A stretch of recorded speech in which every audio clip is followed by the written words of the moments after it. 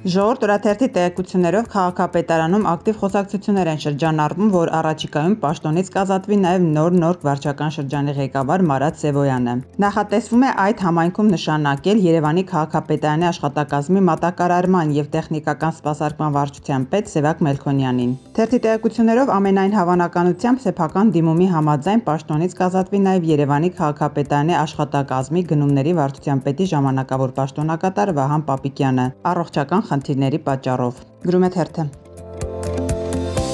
Ժողովուրդ օրաթերթը գրում է. Հայաստանի կառավարությունում քննարկվում է պետական կառավարման համակարգի հերթական խոշոր վերափոխումը, որի արդյունքում մինչև 2028 թվականը կարող է փուլային կարգով դադարեցվել գործող մարզպետների ինստիտուտը։ Թերթի տեղեկություններով քննարկվող մոդելի համաձայն ներկայիս մարզպետարանների փոխարեն յուրաքանչյուր մարզում կարող է գործել ընդամենը մեկ կառավարության ներկայացուցիչ փոքր աշխատակազմով և սահմանափակ գործառույթներով։ Քննարկումների քաղաքական ենթատեքստը ևս ուշագրավ է։ Իշխանության ներսում չեն բացառում, որ նման բարեփոխման դեպքում մարզպետի պաշտոնը կարող է դառնալ ժամանակավոր կամ անցումային։ Հենց այդ հանգամանքով էլ քաղաքական շրջանակներում բացատրում են, թե ինչու իշխող քաղաքացիական պայմանագիր կուսակցության որոշ պատգամավորներ, որոնք անցողիկ տեղերում են եղել և ընտրվել են պատգամավոր, չեն շտապում հրաժարվել պատգամավորական մանդատից։ Եթե մինչև 2028 թվականը մարզպետարանների ինստիտուտի վերակազմավորումը կյանքի կոչվի, ապա մարզպետները անգործ կմնան։ Գրում է թերթը։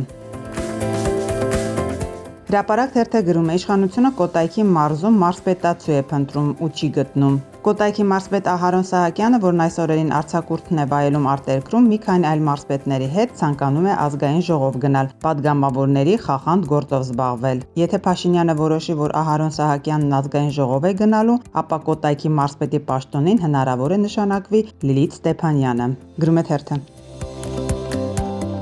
Հրապարակ թերթը գրում է. Հունիսի 7-ի ընտրություններին ընդառաջ իշխանությունը Հայաստան ժամանող զինծառայության տարիքի Հայաստանի քաղաքացիներին հենց օդանավակայանում 25-օրյա վարժական հավաքների մասնակցելու ծանոթագրեր էր հանձնում։ Ընտրություններն այլևս անցյալում են, սակայն թերթի տեղեկություններով ԱԱԾ և ռազմական ոստիկանության աշխատակիցները մինչ օրս հերթապահում են Զվարթնոց օդանավակայանում և ծանոթագրեր են հանձնում անգամ մեկ շաբաթով մի քանի օրով թաղման կամ հարսանիքի ժամանող մեր հայրենակիցներին։ Գրում է թերթը։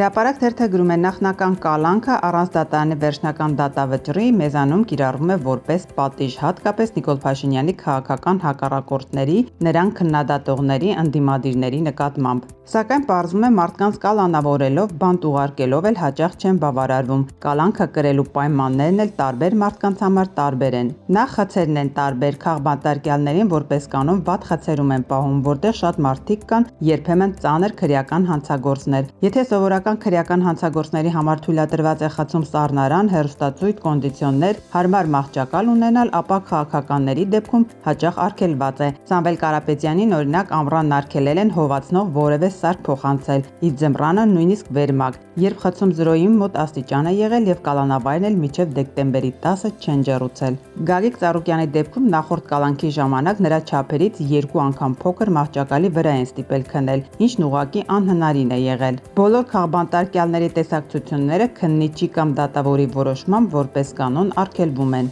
Արեգնաց Մանուկյանի դեպքում նույնիսկ անչափահաս զավակի հետ են արգելել։ Այս լրացուցիչ պատիժները սահմանվում են վերևից։ Կալանավայրի ադմինիստրացիան և քննիչները պարբերաբար զոհին տեղեկացնում են, որ դա առաջին դեմքի անձնական ցուցումով է արվում։ Գրում է թերթը։